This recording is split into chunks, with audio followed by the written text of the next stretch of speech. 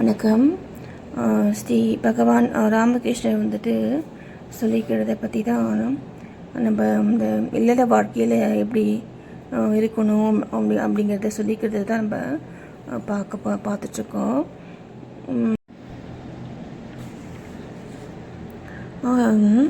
ரெண்டு பக்தர்கள் வந்துட்டு பக்தர்களுடைய மனைவியர் வந்துட்டு ராமகிருஷ்ணன் வந்துட்டு பார்க்க வராங்க. அவங்க வந்துட்டு அவர் பார்க்குறதுக்காக வந்துட்டு அந்த விரதம்லாம் இருந்து வந்து பார்க்க வராங்க. என்ன அந்த ரெண்டு பெண்களும் வந்து பார்த்திங்கன்னா அந்த ராமகிருஷ்ணன் சொல்கிறாரு, நீங்கள் வந்துட்டு சிவ பூஜை வந்து செய்யுங்க. அதே மாதிரி நித்திய கர்மம் அப்படின்ட்டு ஒரு புக் இருக்குது. அந்த புக்கை பார்த்து அந்த பூஜை வந்துட்டு எப்படி செய்யணும் அப்படிங்கிறது தெரிஞ்சுக்கிட்டு அதே மாதிரி நீங்கள் வந்து செய்யுங்க. ஏன்னா நம்ம அந்த இறை காரியங்களில் நம்முடைய மனதை நம்ம வந்து ஈடுபடுத்தும் பொழுது நம்முடைய மனதில் வந்துட்டு உண்டாகக்கூடிய தேவையில்லாத எண்ணங்கள்லாம் வந்து போயிடும். அதுக்கப்புறம் நீங்கள் பேசும் பொழுதும் அந்த கடவுளை பற்றியே தான் நீங்கள் பேசணும். எப்படியாவது நான் வந்து நம்முடைய மனதை வந்து நம்ம கடவுள்கிட்ட வைக்கணும். அதுதான் விஷயம். நீங்கள் வந்துட்டு ஒரு முறை கூட நீங்கள் ஒரு கண நேரம் கூட நீங்கள் அவரை மறக்கக்கூடாது. அந்த ஒரு எண்ணெயை வந்துட்டு இப்போ கீழே வந்து விட்டோம் அப்படின்னா, இல்லை ஒரு பாத்திரத்தில் வந்து விட்டோம்னா அது எப்படி வந்துட்டு ஒரு கண்டினியூவாக அப்படி போயிட்டே இருக்கு இல்லையா?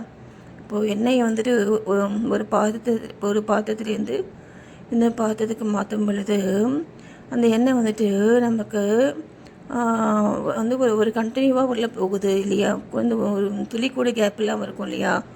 அது மாதிரி நம்முடைய அந்த இறை சிந்தனை வந்துட்டு இந்த இடைவிடாத அந்த எண்ணெய் ஒழுக்கு போல் நம்ம வந்து வச்சுக்கணும் நம்முடைய மைண்டை.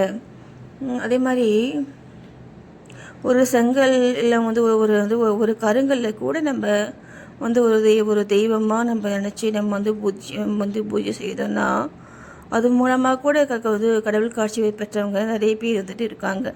என்ன அதனால் நீங்கள் வந்துட்டு வந்து ஸ்டார்டிங் ஸ்டேஜில் தான் நம்ம வந்துட்டு இந்த இந்த பூஜை வந்து பண்ணணும். சரிங்களா? பூஜை புரஸ்காரங்கள் இதெல்லாம் வந்துட்டு நம்ம பண்ணணும். அதுக்கப்புறமா மனம் வந்துட்டு பக்குவம் வந்து பெற்றுடுச்சு அப்படின்னா அதுக்கப்புறம் வந்துட்டு நமக்கு அதுக்கே நம்ம வந்து பூஜை செய்யணுன்ற அவசியம் இல்லை. அந்த நிலையிலேயே நம்முடைய மனதை நம்ம எப்பொழுதும் நம்ம அந்த கடவுள்கிட்டே நம்ம வச்சுக்கிட்டு நம்ம அந்த தெய்வ நினைவும் சிந்தனையும் நமக்கு எப்பொழுதையுமே வந்துட்டு இருக்க மாதிரி நம்ம பழகிட்டோம் இல்லையா? அது மாதிரி பழகிட்டோன்னா அதுக்கப்புறம் நம்ம பூஜை செய்யாமையே நம்ம அதே மாதிரி இருக்கலாம். நம்முடைய மனதை நம்ம இந்த இல்லற வாழ்க்கையில் வந்துட்டு ஒன்றும் இல்லை. இப்போ நம்ம கடவுளுடைய இந்த ஈசனுடைய குடும்பம் கூட கொஞ்சம் பரவாயில்ல. ஆனால் கடவுளுடைய குடும்பம் மாதிரி நம்ம நபர்கள் வந்துட்டு இருந்தாங்கன்னா நமக்கு பிரச்சனை இல்லை. என்ன அப்படி இல்லாமல் இருக்கும் பொழுது நமக்கு நிறைய மன கஷ்டம் வந்துட்டு வரும் இல்லையா? அதனால் நம்ம இந்த சம்சாரத்தில் போயிட்டு நம்ம வந்து முதல்ல போய் மாட்டிக்கவே கூடாது அப்படின்னு அவர் சொல்கிறார். என்ன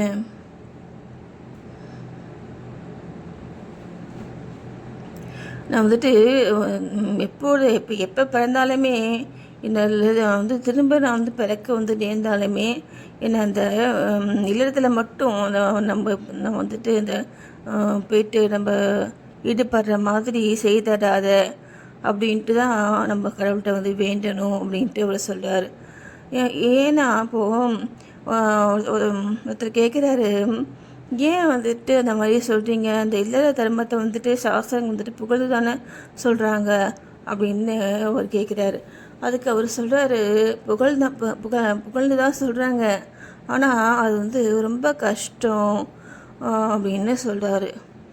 அது ஏன்னா இப்போ வந்து நம்ம இல்லறத்தில் வந்துட்டு இருக்கிற அதனால் என்ன நம்முடைய செயலின் பலன்கள் அனைத்தையுமே நம்ம அந்த கடவுள்கிட்ட நம்ம கொடுத்துட்டு நம்ம நமக்குன்னு நம்ம எந்த பையனையுமே நம்ம விரும்பக்கூடாது. சரிங்களா? அந்த மாதிரி நம்மளால் வந்து இருக்க முடியுமா?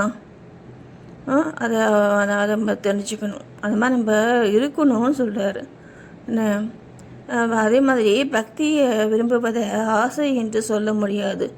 பக்தியை வந்து விரும்பலாம், பக்திக்காக நம்ம வந்து பிரார்த்திக்கலாம். என்ன ஆனால் நமக்கு வந்து பார்த்திங்கன்னா பக்திக்காக நம்ம வந்து பக்திக்காக நம்ம வந்து பிரார்த்திக்கலாம். வந்து அந்த ஒரு ஸ்டேஜுக்கு அப்புறமா நம்முடைய மனதை நம்ம கடவுள்கிட்டயே நம்ம வந்து வைக்க பழகிட்டு நம்ம அதுக்கப்புறம் நம்ம அந்த இல்லற தர்மத்தில் உள்ள கடமைகளை செய்யணும் அப்படின்ட்டு அவர் சொல்கிறார். இப்போ பாருங்கள், நம்ம என்ன நேர்ந்தாலுமே நம்ம அதுக்கான பயனை நம்ம வந்துட்டு நமக்குள்ளே வந்து போய் நம்ம வந்து வாங்கியத்துக்க கூடாதுன்னு சொல்லுவார் பாருங்கள். அதே மாதிரி பகவத்கீதையிலையுமே வந்துட்டு அதுதான் வந்துட்டு சொல்கிறாங்க இல்லையா? கடமையை செய் பலனை எதிர்பாராதேன்னு தான் சொல்கிறாங்க இல்லையா? அதே மாதிரி நமக்கு தந்தை தாய் இவங்களாம் வந்து நம்மளை வந்துட்டு வந்து வளர்க்குறாங்க இல்லையா? நம்ம வந்து எல்லாருமே ஒருத்தருக்கு ஒருத்தர் நம்ம வந்துட்டு ஒரு உண்மையாக வந்துட்டு இருக்கணும். அது மாதிரி நம்ம இல்லறத்தில் வந்துட்டு உண்மை வந்துட்டு முக்கியமான வந்து ஒரு விஷயமா இருக்கணும் அப்படின்ட்டு அவர் சொல்கிறார். உண்மை வந்துட்டு இருந்தால் தான் நமக்கு வந்து கடவுளுடைய அந்த அந்த நன்மைகள் எல்லாம் நமக்கு கிடைக்கும் அப்படின்னு சொல்கிறாரு.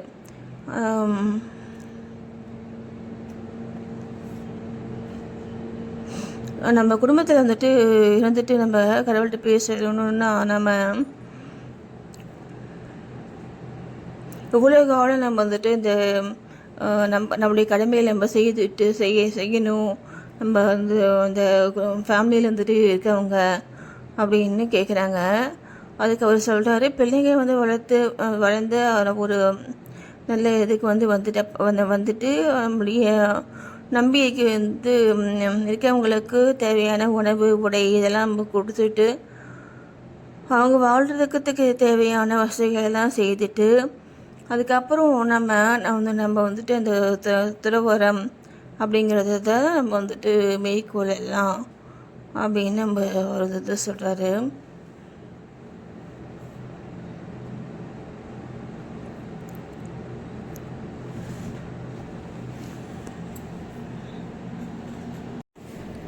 அதே மாதிரி இந்த மாதிரி அந்த கடவுள்கிட்ட பேசணும் அப்படின்ட்டு வந்து ஒரு எண்ணம் உள்ள அவங்களுடைய மனைவி மக்களை வந்து பார்த்திங்கன்னா அந்த கடவுள் வந்துட்டு பாதுகாப்பார் அப்படின்ட்டு சொல்கிறாரு. இந்த மாதிரி இருந்தால் நமக்கு நம்ம அந்த ஃபேமிலியில் வந்துட்டு இருக்கவங்களுக்கு உண்மையிலேயே வந்துட்டு ஞானம் வந்துட்டு உண்டாகுமா அப்படின்ட்டு ஒருத்தர் வந்துட்டு கேட்குறாரு. அதுக்கு அவர் சொல்கிறாரு, ஏன்ப்பா அந்த மாதிரி கேட்குற? நீ தான் வந்துட்டு வெள்ளத்திலும் பாகிலுமாக இருக்கிறாயே அப்படின்னு சொல்கிறாரு. ஏன்னா வெள்ளத்தில் பாகிலமாக இருக்குது அப்படின்னா எவ்வளோ வந்துட்டு ஒரு இனிப்பாக ஒரு சந்தோஷமாக நம்முடைய மனதை நம்ம வைத்து நம்ம வந்து அந்த கடவுளை நினைக்கும் பொழுது நம்ம இது வச்சிட்ருக்கோம் இல்லையா? நம்முடைய மனதை சந்தோஷமாக நம்ம மனதை வந்து வச்சுட்டு இருக்கிறதுனால தான் வச்சிருக்கிறது தான் அவர் சொல்கிறாரு. அதே மாதிரி நம்ம கடவுள்கிட்ட மனதை வந்து வச்சோம் அப்படின்னா நம்ம வந்து ஃபேமிலியில் தானே நம்ம வந்துட்டு வாழ்ந்துட்டுருக்கோம். இந்த இல்லற வாழ்க்கையில் ஏன் வந்துட்டு இதெல்லாம் கிடைக்காதுன்னு நினைக்கிற? நிச்சயமாக கிடைக்கும், சரியா அப்படின்ட்டு அவர் சொல்கிறார்.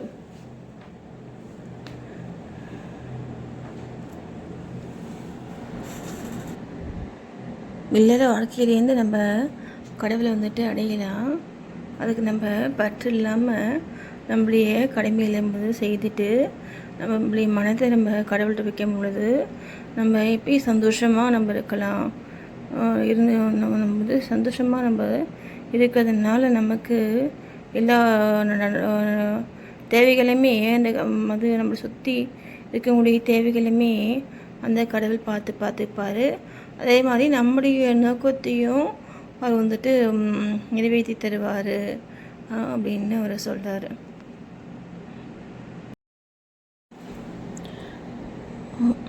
அதே மாதிரி சில பேர் நம்ம வந்து இந்த நம்ம வாழும்போது பார்க்குறோம், வந்து அவங்களுடைய சுயநலத்துக்காக வந்து பயன்படுத்திட்டு அது வந்துட்டு இல்லை தன்னால் தான் எல்லாம் ஆச்சு, அந்த மாதிரி சில பேர் வந்துட்டு இருக்கிறது. இந்த மாதிரி நம்ம அந்த கடவுள் வந்து எல்லாத்தையுமே வந்து பார்த்துட்ருக்காரு இல்லையா? அதை மட்டும் நம்ம அந்த கடவுளுக்கு பயந்து நம்ம வாழ்க்கையை கொண்டு போகிறோன்னா நமக்கு எப்பயுமே பிரச்சனையே இல்லை. எல்லா நன்மைகளுமே அந்த கடவுள் நமக்கு கொடுப்பாரு. கடவுளை யாராலையும் ஏமாற்ற முடியாது இல்லைங்களா? அந்த ஒரு இறை அச்சம் தான் நமக்கு தேவை. நன்றி.